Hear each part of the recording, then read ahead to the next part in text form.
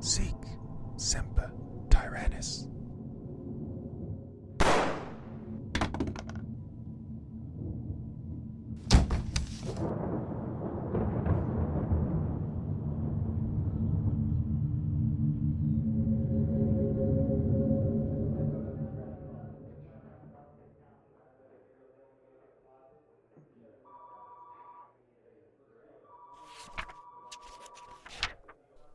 Well, what do you think? What's mean? Donna? I'm thinking we could find room in the fall, maybe? I don't know. Fall would be perfect with Halloween and everything. Who doesn't like a ghost story at Halloween? I don't. I hate them. Oh. But I'm not in this job to sell books I like. This is a business, Judith. I'm well aware. And ghost stories? I just don't know. Especially coming from an unproven author. What? Well, you know what I mean. You're a proven YA author. This is genre fiction. Actually, it's true crime. Oh, even worse. True crime is all about the research. I can do research. Judy. I can.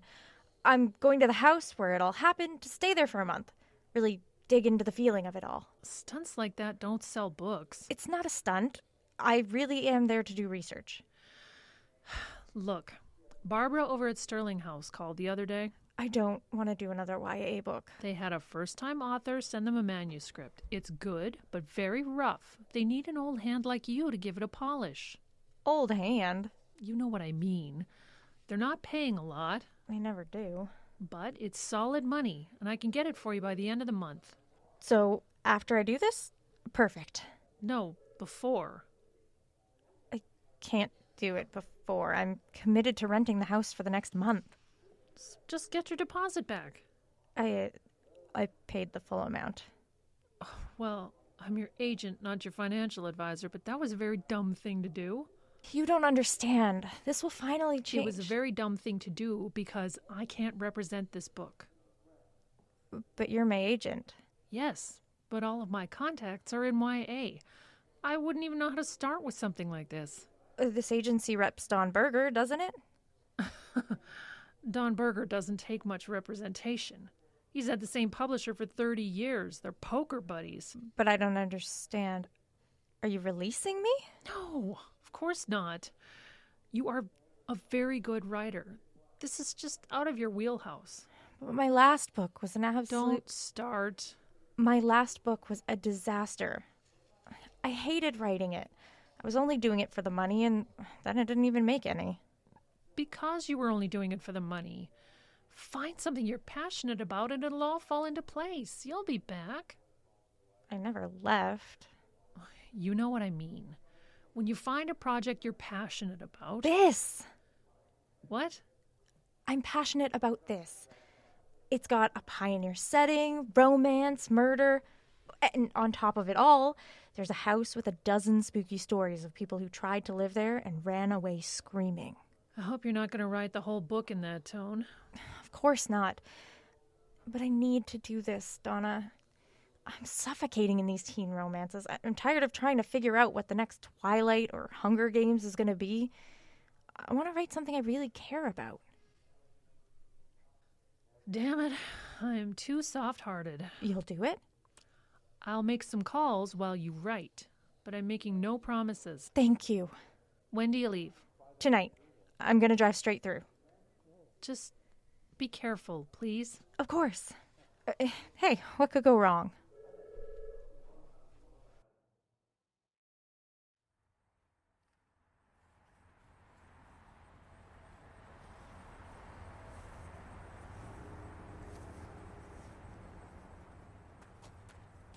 I've had the power turned on and the water. The water heater's about 2 years old, so that should be fine. Thank you.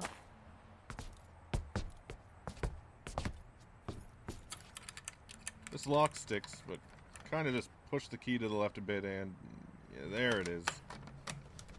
One thing I did want to tell you. Furnace acts up sometimes. If you go down to the basement, you'll find a valve right above the pressure dial.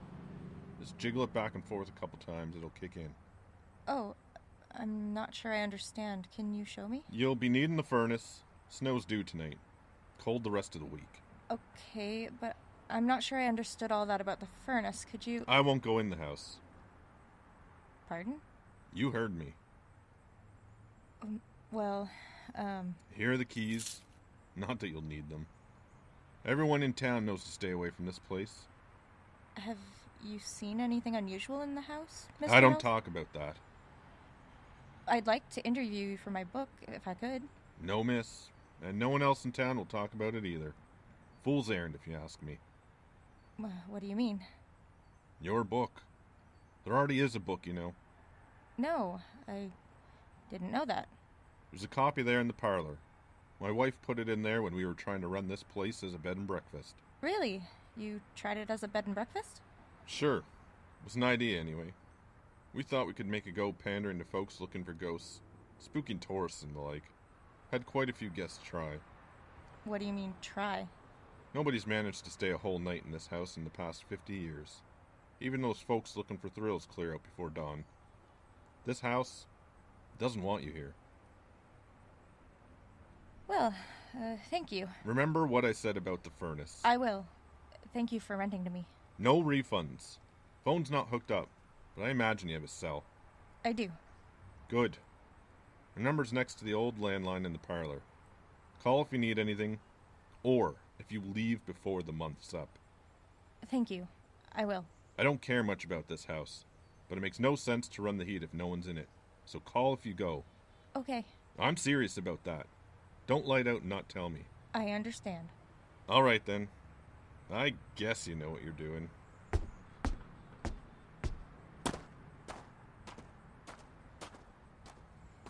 As a matter of fact, I do. Jerk.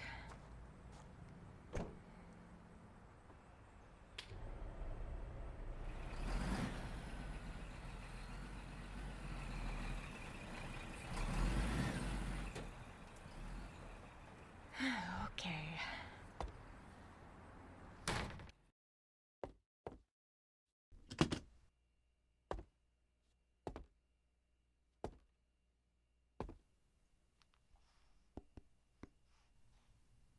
Recording? Good. This is an audio diary. First entry. Youngston House, March 2nd, 10 a.m. First impressions. Well, for a haunted house, this place is pretty homey. Looks like it's had a good cleaning recently, so there's no cobwebs or rats scurrying across the floor. Everything's old, but well kept. The kitchen stuff all seems to be from the 70s or later, so nothing dates back to Willie Youngston's time. Landlord has quite a stick up his butt about the place. Wouldn't even step inside. He did say there already was a book about the house, which I'm eager to see. I imagine this is what he called the parlor. Well, I found the book. Published by the County Historical Society. Looks like it was done on a laser printer, complete with staples. I don't think I'll have a lot of competition from Bloody Will Youngston, the man who murdered for gold. Wow. Still, might be a good place to start.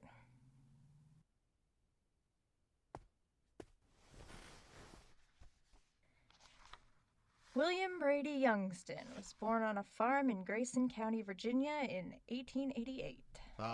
And like many young men of his era, his story is one of love and gold. See reason, Father.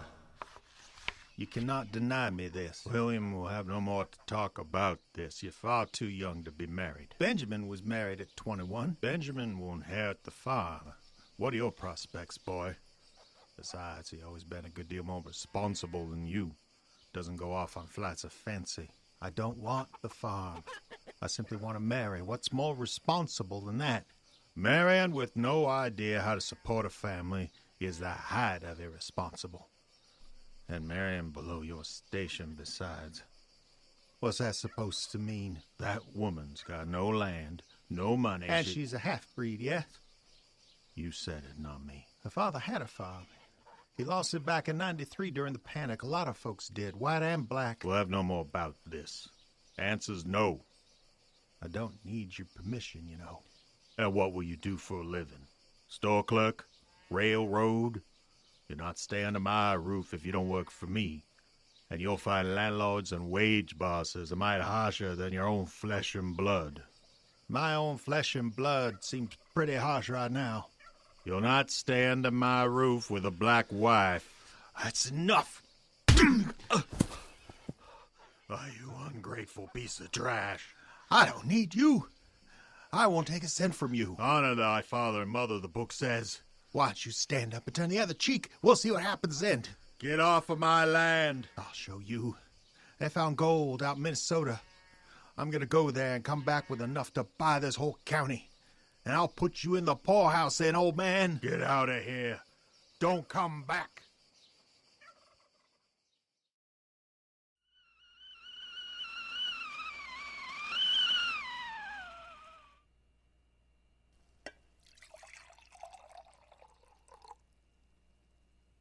March 2nd, 2:30 p.m.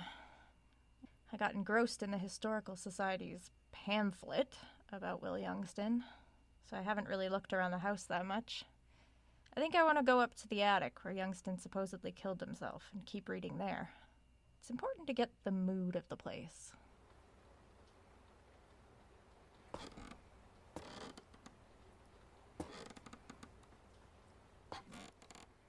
Okay, I'm in the attic. Nothing up here but an old chair. This is a little more like it. The vibe is spooky.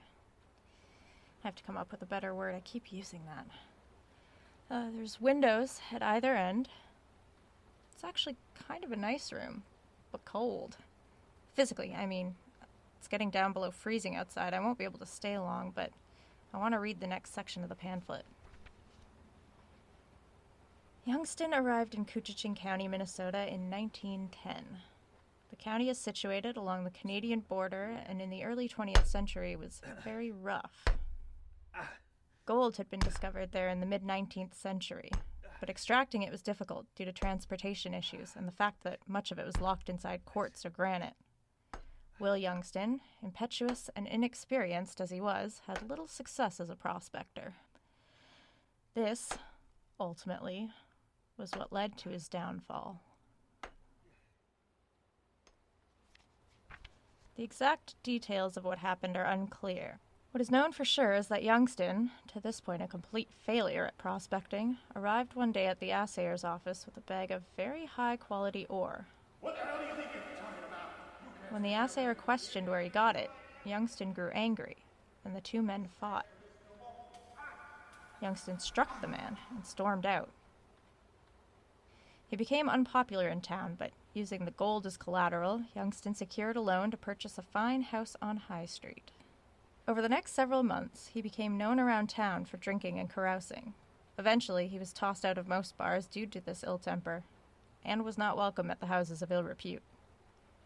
Then, in May of 1910, the body of a hermit and prospector named McGee washed up on the shore of Little American Island, where a mining operation was underway. His skull had been crushed. The sheriff held an inquest, and a verdict of unlawful killing was rendered. Since McGee was known as an excellent prospector, and since many in the community questioned how a greenhorn like Will Youngston could have come into possession of so much high-quality ore, the sheriff attempted to question Youngston, but he was belligerently rebuffed. Well. Oh, God! March 2nd, 6:32 p.m. I'm in the attic where Will Youngston killed himself. The pamphlet seems long on hyperbole and short on facts, especially the drawing that someone did of Youngston on page 31. He looks like a monster. I don't know. should be laughing. It's so over the top, but something about the eyes in this drawing. The deranged, insane eyes.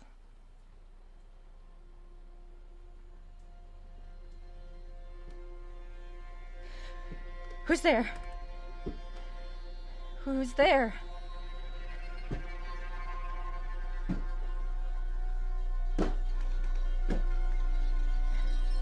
There's nobody?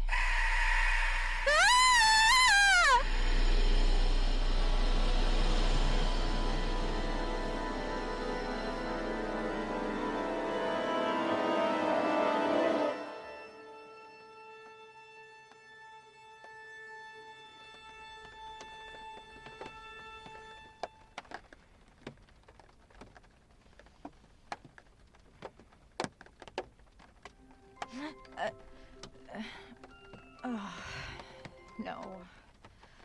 Definitely not.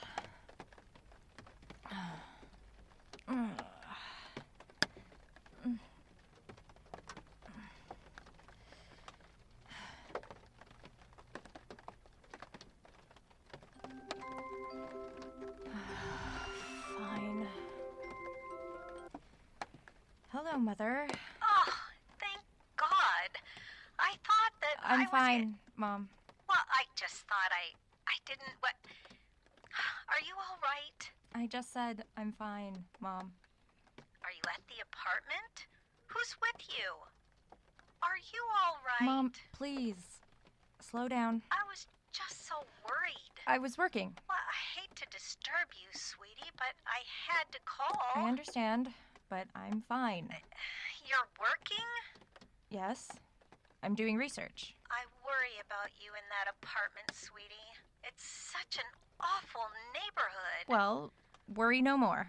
I'm actually 200 miles from home. Upstate. I'm staying in a house that's supposed to be haunted. Doing a book about it. I hope to God you're kidding. No. Ever hear of Willie Youngston? The man who murdered for gold? Of course not. Well, you'll hear of him when you read the book. He killed himself here in this house and is supposed to still be haunting it. What does all this have to do with your books? What does that mean? Well, you write nice, sweet romances for teenage girls. A little spicy for my taste, but we've had that discussion. Yes, we have. But murder? Haunted houses? What, you couldn't possibly be I couldn't thinking possibly what? Handle it? Stand the stress without collapsing into a nervous breakdown? Is that what you mean? There's no reason to take that tone. I'm just concerned for you. After last time, Last time was in college. That was almost a decade ago. Well, yes, but then, But what? well, it's FaceTime, sweetheart. I can clearly see that you're in your car, and I can clearly see that you just woke up. Mother, I think I need to go. Did you sleep in your car? I need to go. This erratic behavior of yours makes me think, well, perhaps you should come home for a while. Just for a little while. Just to recenter yourself. Mother, I'm fine. I'm working. Think about it. I don't need to think about it. I'm working. It's just, well, you're so delicate. It's not just the time in college. It was all those other times. I worry about you being out on your own, sweetheart. I'm hanging up before I say something I'll regret. Please don't call. I'm working, and I'm asking you to respect that. One last thing. Yes? Your room. I'm thinking of painting it. Goodbye, Mother. Oh, well, wait. Yeah. Okay.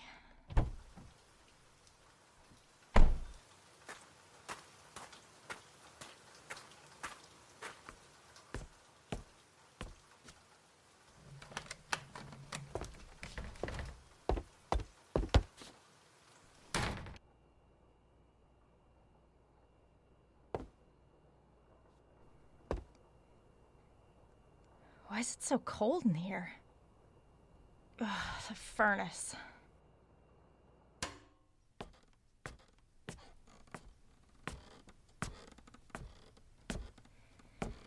Okay, furnace. Oh, great. Steampunk horror movie prop. He said to look for a dial. Yes. Okay, so how do I reach it? Is there... Yes.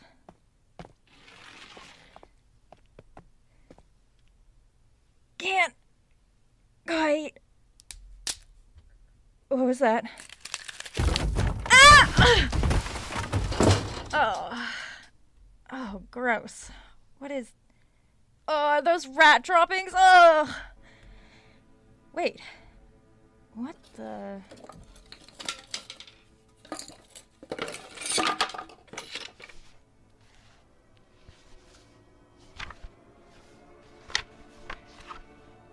March 3rd. It's... I don't know what time it is. I think I've made a major discovery. I'm in the basement, trying to adjust the furnace. I had to get up on this old wooden box to reach dial, and the box broke under me. I fell against a wall. A wooden wall, not the side of the foundation. It looks like someone walled off a portion of the basement and made a kind of alcove in there. There's an old chair, and on the chair... This is almost too good to be true. On the chair was a book. The front page says, Diary of William Youngston, March 12th, 1910. This actually looks authentic.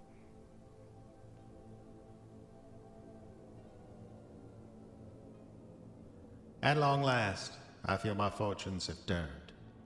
But it has been a difficult road. I've secured some gold, much credit because of it. Should the gold not last, I intend this diary for publication. Stories like mine, rags to riches, are all the rage these days. Penny, back in Virginia, she continues to write me, asking when I intend to return and marry her. I cannot say just yet, as I'm having a fine time here in Minnesota. I will wait until I know for sure, then write her back. March 16th. The sheriff is a nuisance. He's turned all the saloon keepers against me, and many of the whores as well. Still in all, this is a fine house with many rooms, and it's no big trick to entice whores to come stay with me. It's an annoyance, but I circumvent the town folk by sending the girls out to buy liquor and supplies. I'm completely self-sufficient with these angels, and am enjoying myself capitally. April 20th. The body of the man was discovered. Apparently his name was McGee. Seems strange I didn't know that before, but there it is. Sheriff tried to question me, but I turned my back on the man. He knows he can't touch me. It's strange, though. The knowledge of what happened being known is affecting my mind. I'm beginning to see a presence in the house. A good bottle of brandy is what I need. May 15th. Disaster. Penny arrived at the house unexpectedly. She traveled 1,000 miles overland to vex me with her questions. Didn't help matters. I was in bed with Maria, the Spanish girl, at the time. But still, a man has a right to his privacy. Penny informed me that our engagement is terminated, which is just typical of a woman. Good riddance, say I. Worst part, the whole thing so embarrassed the girl Maria that she fled. I don't like being alone in the house anymore. I hear footsteps above me in the attic. I still have most of the bag of ore, but am resolved to stretch it out as long as I possibly can. So I have secured a hiding place in the eaves in the top of the house. Still, I can't help but look over my shoulder. The sense of being watched is quite overwhelming.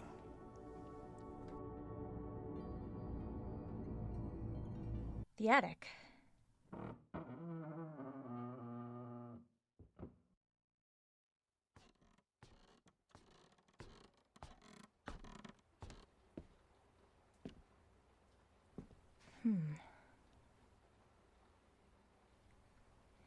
March 6th, 6:55 p.m. I've been reading Will Youngston's diary all day. He made reference to hiding his gold in the attic. I know from the Historical Society's pamphlet that the gold ore was found here after Youngston's death, but it fascinates me to find his hiding place. I think... Oh, there's a board that looks... Yes! Yes, this has to be it. No gold, of course, but it's a perfect hiding place, and obviously man-made.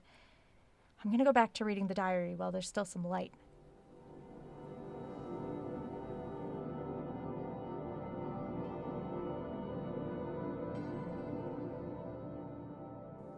May 20th. Despite the sun and unreasonable warmth, the house is freezing cold. I cannot keep the fire sufficiently stoked to warm myself. None of my friends from down the Tenderloin will visit me now, and yet I am not alone. But before I write of that, there's something else I must do. I am resolved to make this diary an honest account of my time in Minnesota. Some might call it a confession. Do as you will. But here is the real and true facts of what happened. I spent a hard, cold month in the late winter in the north of this country, camping out and diligently working my small claim. The ice had broken up sufficiently for me to break camp and head in for supplies, so I took to my canoe and paddled in. With some miles yet to go, I spotted another canoe, about 200 yards up the channel. The owner hailed me, and we paddled toward each other. Having not seen a human face for some weeks, I was happy for the company. The man was of the same mind, even more so. He suggested we put in at a small island nearby and commence to trade. I agreed.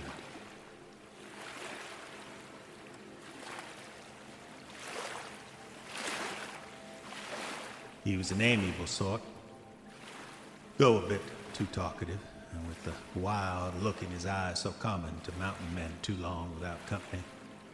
I showed him the gold I had to trade, and he positively insulted me. He claimed it was pyrite, called me a greenhorn, and a variety of other vexing names. I saw red. Sometimes my temper gets the better of me, and I freely admit this was one such occasion. I set upon him, and the struggle took us right into the lake. He was a match for me, I'll admit it. I found a large stone and bashed his head in.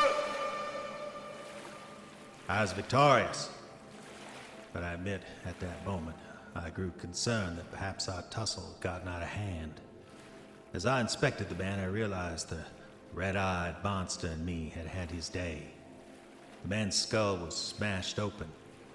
I could look in and see his very brains. His eyes fluttered and rolled up, so all I could see was the whites. It was a very disturbing sight. What I did next was a mercy. There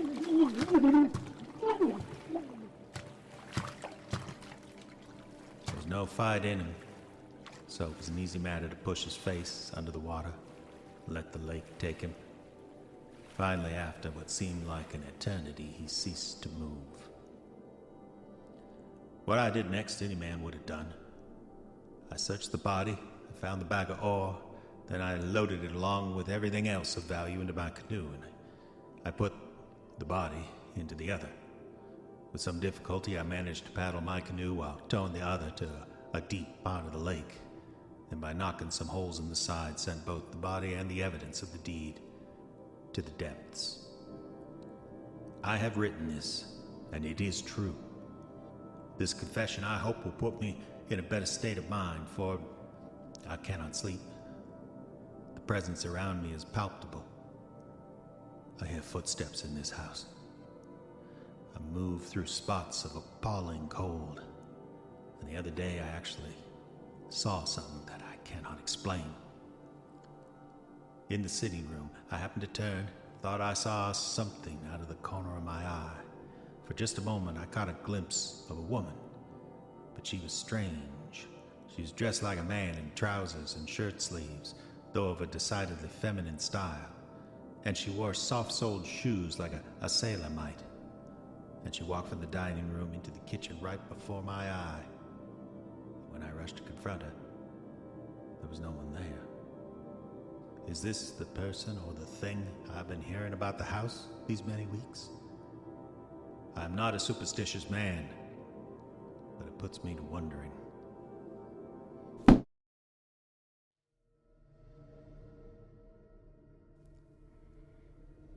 March 3rd, 7:32 p.m. I've just finished a section of Will's diary where he talks about a lot of things. He confessed to murdering McGee, but that's not the disturbing part. The disturbing part is that he's describing a haunting in this house. A haunting before his own death. And it's a weird one. A woman dressed like a man, he said. A woman like a man.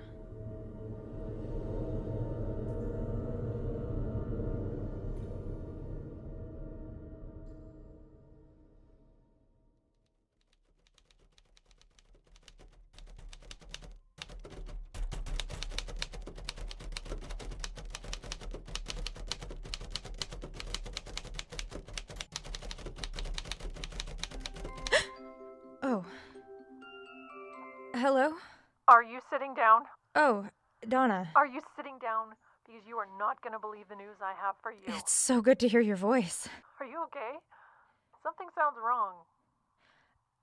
Nothing. I'm fine. It's just... this place is kind of getting to me, that's all. So your haunted house is the real deal, huh? I don't know. Why did you call? Good thing I did, because my news kind of dovetails into your situation. I heard from Dickens and Sons. Oh, they do, True crime, that's right. They were looking for a title for fall, and they loved your ghost book idea.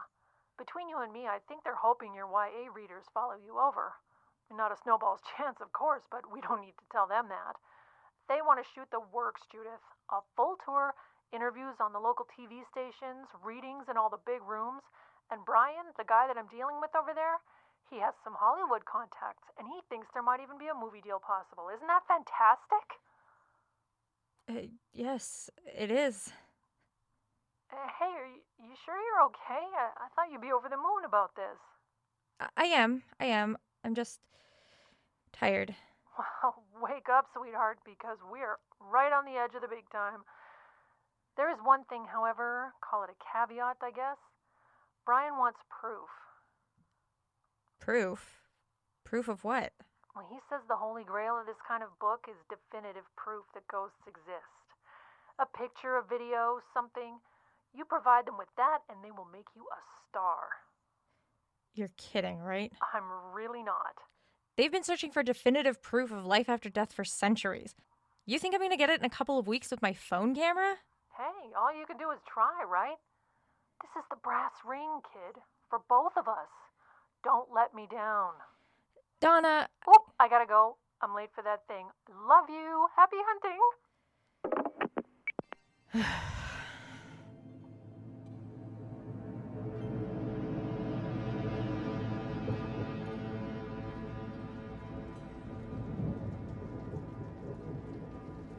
May 21st. I'm writing this in full possession of my faculties. I want that understood. Whatever else I have done, whatever else I have seen, I've not been reduced to madness. There's no insanity in my family, and I won't be the first in that camp. What's happening in this house is truly happening, not just a flight of fancy. I am a reasonable man, sober mind, strong body. I don't believe in ghosts. Let this journal be a testament to my sanity. A cold night tonight. Thunder rolls through the heavens like a demon. I can't abide the noise, so I cannot sleep.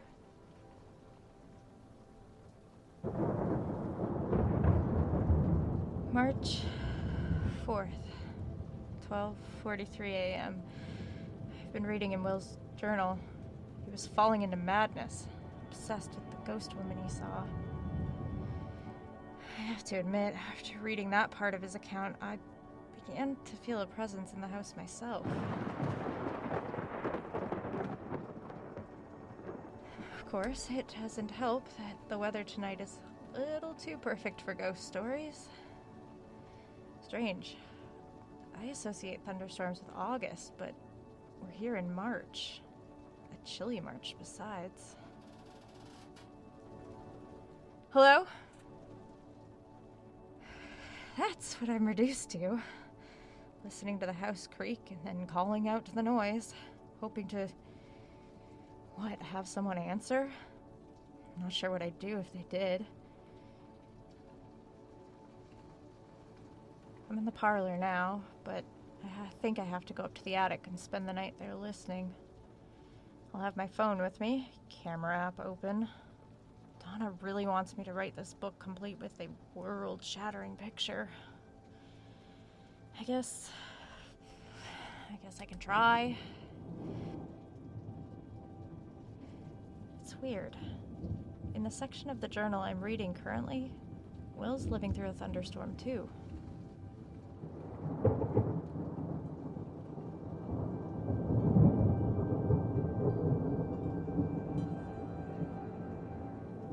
I've spent no small amount of time simply listening to the house.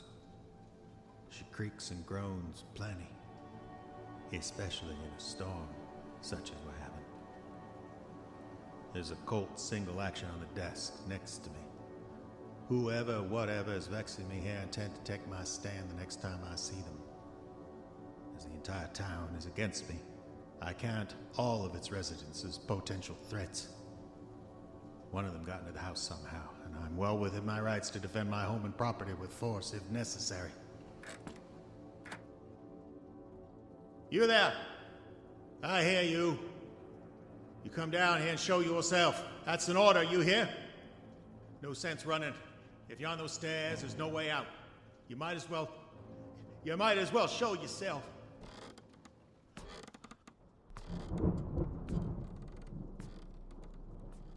Footsteps, I heard them plain as day. They're heading up to my gold.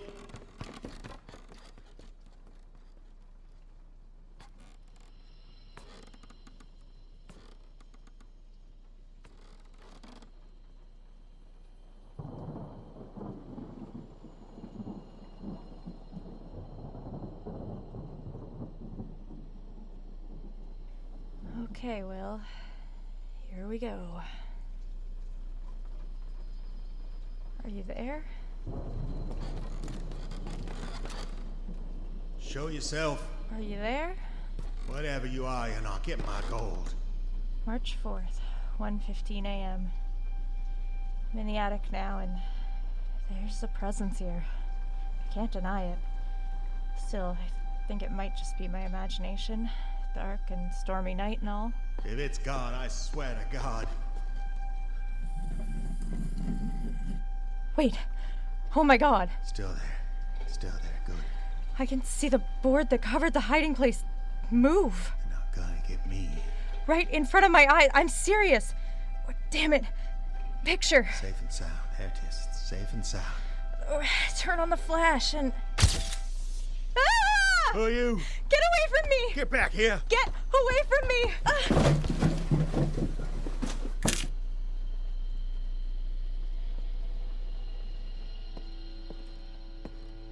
Get up!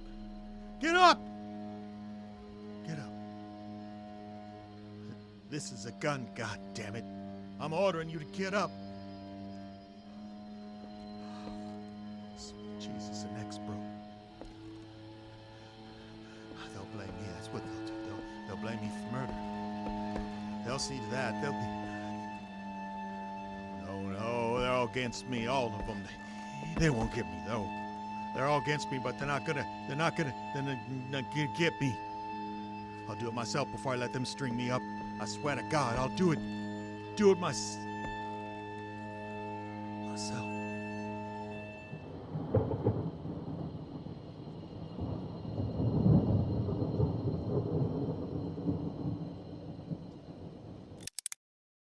Sic semper tyrannis.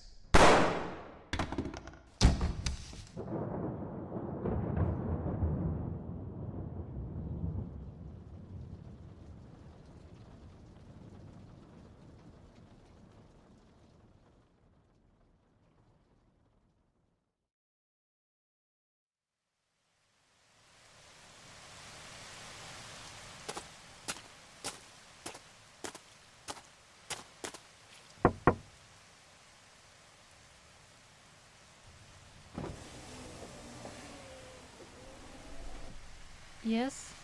You all right, ma'am? Oh, I'm fine. Thank you. I saw you at the inquest. Yes. You were the girl's partner, was it? Agent. I was her literary agent. Oh. Is it a normal part of your job to... Identify a writer's body? No, it is not a normal part of my job. Oh. You mind me asking why you're here? Is that any of your business? My house.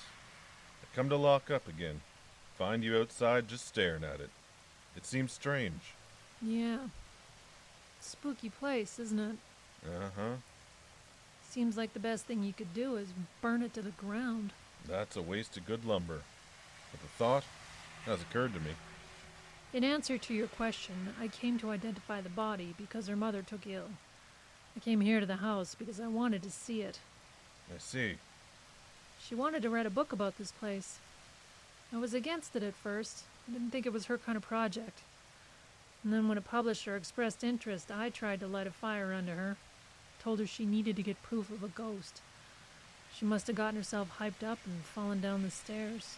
You think that's what it was? I don't know. She took some pictures, though. This is her phone. That's just a white smudge. Yeah, I know. But it's a picture of something. Funny thing is, I know this publisher would have taken pictures like these and hyped them up till it was the story of the century. Judith could have been a millionaire. Is that so? Well... What are you going to do with the house? Drain the pipes, shut off the heat, lock it. That's it? It wasn't my fault what happened. She knew what she was doing, and she'd been warned plenty. Well, that's pretty cold, if you don't mind me saying. Maybe. Like I said, you ought to burn it down. It's doing no good sitting there empty. Empty? Well, now that's the question, isn't it? You all right? I thought I saw something in that attic window. It's gone now. Trick of the light. Maybe. Yeah. Do you hear that? Hear what? I don't hear a thing. You want some advice? Advice? Sure. Leave it alone. Start your car and drive away. Leave this place alone, or it'll get you too.